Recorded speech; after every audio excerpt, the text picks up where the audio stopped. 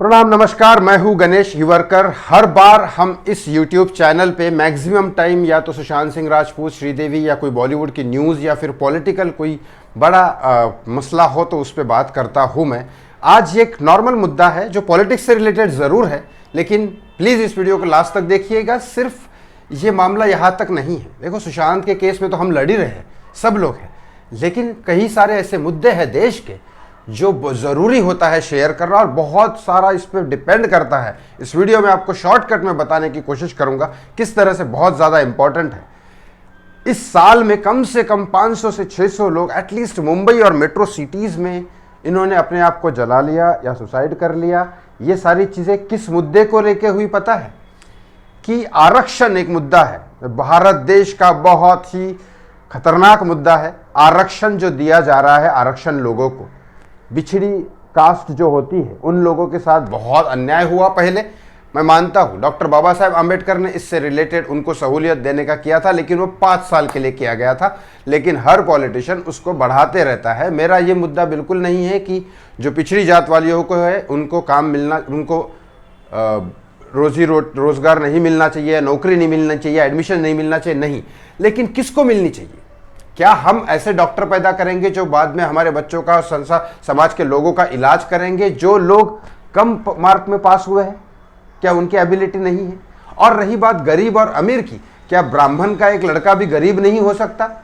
क्या एक सिख, ब्राह्मण, मैं भी ओपन कास्ट क्या इसमें ही हूँ, लेकिन बहुत सारे ऐसे लोग जो है वो क्या गरीब नहीं हो सकते? तो क्या ये नेपोटिज्म भी नहीं है? क्योंकि अगर कोई एजुकेटेड, मतलब अच्छे घर का लड़का है, पिछड़ी जाति वाले भी कोई बहुत सारे ऐसे लोग हैं जो अमीर है, तो मेरे हिसाब से ये उन लोगों को क्यों आरक्षण मिलेगा? उनको क्यों आरक्षण मिलना चाहिए जो पिछड़ी जात के हैं लेकिन अमीर है, उन सब कुछ कर सकते हैं। मेरे हिसाब से आरक्षण के नाम पे गरीबी और अमीरी का फैसला करना चाहिए। अगर कोई गरीब है तो उसको फ्री में उसको एजुकेशन देनी चाहिए, वो कोई भी इसमें हो। लेकिन अगर आप मार्क्स के हिसाब से देखोगे तो फिर कई सारे ऐसे डॉक्टर बन जाएंगे जिनको कम मार्क्स है, कई सारे ऐसे इंजीनियर बन जाएंगे जिनको कम मार्क्स है, और फिर कई सारे ऐसे पुल बनते हैं, बिल्डिंग्स बनते हैं जो गिर जाती है, जिसमें बहुत सारे लोग मारे जाते हैं। कई सारे लोग ऐसे डॉक्टर्स बनते हैं जो बाद में इलाज नहीं करते और बहुत सारे लोगों की जान चली जाती है।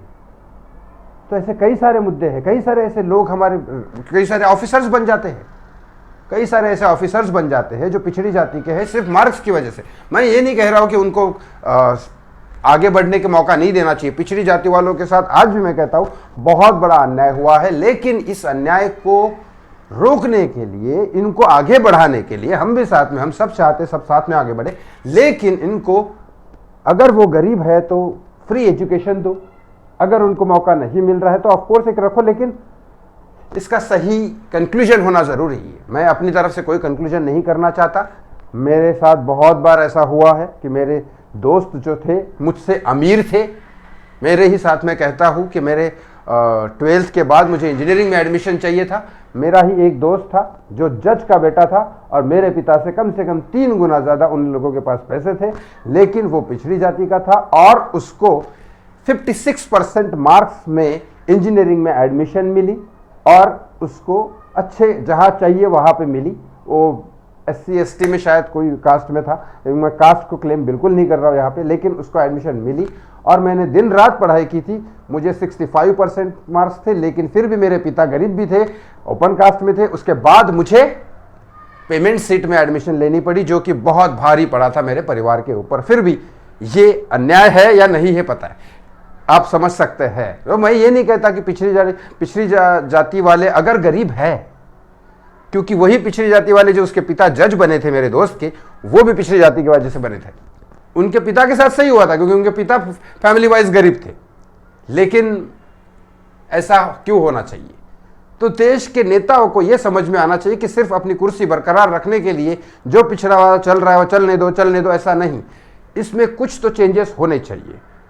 गरीब अमीर का फासला जरूर होना चाहिए। इसमें अगर कोई गरीब है तो उसको एजुकेशन के लिए, पैसे के लिए रोका ना जा सके।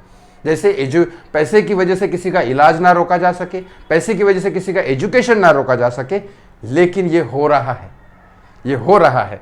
कई पिछड़ी जाति वालों के साथ भी गलत हो रहा है और कई ओपन लोग जो है जिनके पास पैसे नहीं है, गरीब है, जैसे कोई ब्राह्मण अगर गरीब है तो उसके साथ भी गलत हो रहा है। तो इसका सोल्यूशन शायद किसी ना किसी एजुकेटेड नेता को रखना चाहिए, लेकिन एजुकेशन या नेता तो करते ही नहीं है, नेता तो हमारे एजुकेटेड है ही नहीं, नेता तो हमारे क्रिमिनल है।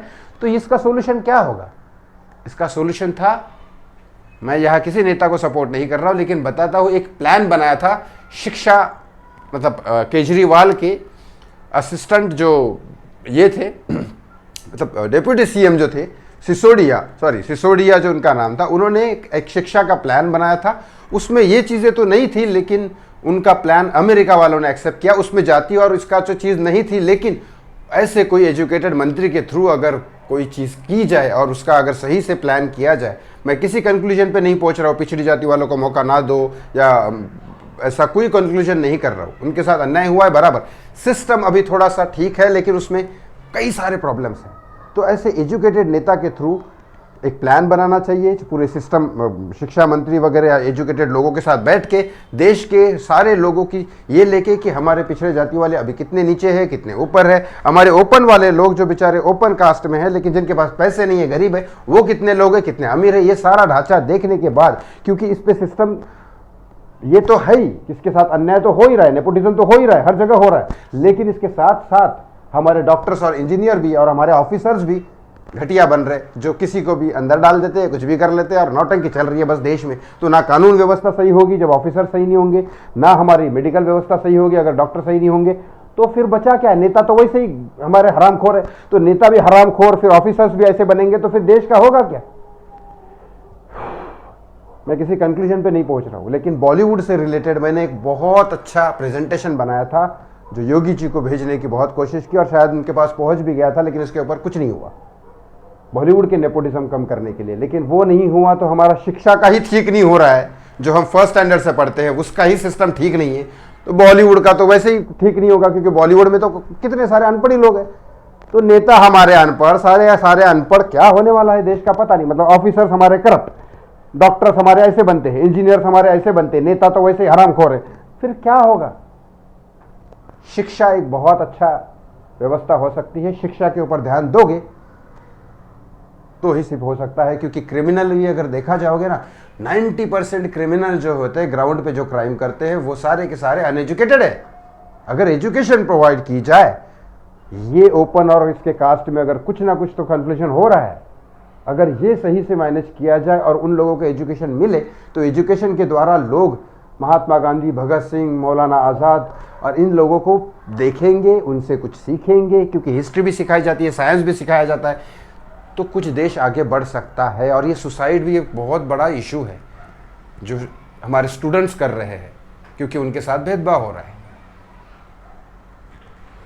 नमस्कार, इस वीडियो को शेयर ज़रूर करिएगा। स्टूडेंट्स, ऑफिसर्स, देश, नेता, अभिनेता, सारे लोगों के लिए ये बहुत इम्पोर्टेंट है। प्रणाम।